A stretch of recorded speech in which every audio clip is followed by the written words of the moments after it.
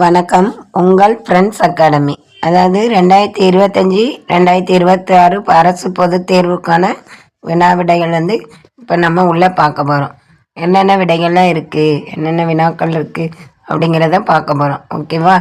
இதில் எந்த பகுதி அப்படின்னு பார்த்திங்கன்னா 6ஆம் வகுப்பில் சமூக அறிவியல் பாடத்தில் முதல் பருவத்தில் உள்ள வரலாறு பகுதியில் தமிழக பண்டைய நகரங்கள் அப்படின்னு சொல்லி அந்த தமிழக பண்டைய நகரங்களில் எந்தெந்த மாவட்டங்கள் இருந்தது அப்படிங்கிறத பார்க்க போகிறோம்.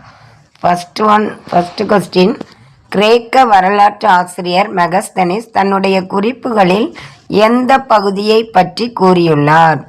அதாவது ஆப்ஷன் பி மதுரை. மதுரையை பற்றி தான் இந்த மெகஸ்தனிஸ் என்ன சொல்லியிருப்பார்? மதுரை ஒரு சிறப்புற்ற நகரம் தமிழில் அப்படி சொல்லியிருப்பார். ஓகேவா? அடுத்து 2வது கொஸ்டின் பார்த்திங்கன்னா, மதுரையை பற்றி தனது அர்த்த சாஸ்திரத்தில் யார் குறிப்பிட்டுள்ளார்? அதாவது அர்த்த சாஸ்திரத்தை எழுதின ஆசிரியர் யார்? அந்த அர்த்த சாஸ்திரத்தில் மதுரையை பற்றி என்ன சொல்லியிருக்காரு அப்படிங்கிறத பற்றி கொஸ்டின் கேட்டிருக்காங்க. அப்போ அர்த்த சாஸ்திரம் அப்படின்னாலே சாணக்கியர். ஆப்ஷன் சி சாணக்கியர். ஓகேவா? 3வது கொஸ்டின், நாலங்காடி அல்லங்காடி என இருவகை அங்காடிகள் எங்கு இருந்தன? இந்த 2 அங்காடியும் எந்த பகுதியில் இருந்தன அப்படின்னு கேட்டிருக்காங்க. Option C Madurai. மதுரைங்கிற மாவட்டத்தில் நாலங்காடி அல்லங்காடி இருந்திருக்கு. ஓகேவா? அதில் 4வது கொஸ்டின் பார்த்திங்கன்னா, நாலங்காடி என்பது என்ன? நாலங்காடி அப்படின்னா என்ன அப்படின்னு கேட்டிருக்காங்க. எந்த நேரத்தில் இயங்கக்கூடியதுன்னு கேட்டிருக்காங்க. ஆப்ஷன் பி பகல் நேர கடை அப்படின்னு சொல்லியிருக்காங்க.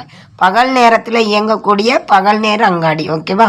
அடுத்த 5வது கொஸ்டின் பார்த்திங்கன்னா, அல்லங்காடி என்பது என்ன? அல்லங்காடி அப்படின்னா அது எந்த நேரத்தில் இயங்கும் அப்படின்னு கேட்டிருக்காங்க. ஆப்ஷன் சி இரவு நேர கடை. அதாவது இரவு நேரத்தில் இயங்கக்கூடிய அங்காடியாக இருந்திருக்கு இந்த அல்லங்காடி அப்படிங்கிறது சொல்லியிருக்காங்க. இந்த 2 இம்பார்ட்டன்ட் கொஸ்டின். ஓகேவா? அடுத்த 6வது கொஸ்டின் பார்த்திங்கன்னா, மதுரை எவ்வாறு அழைக்கப்பட்டது?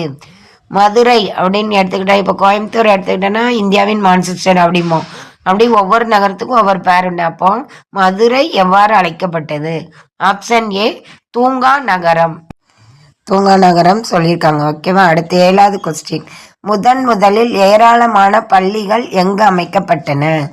முதல்ல பள்ளிக்கூடங்கள் எங்கே அதிகமாக அமைக்கப்பட்டன அப்படின்னு சொல்லி கேட்டிருக்காங்க. எந்த மாவட்டத்தில்னு?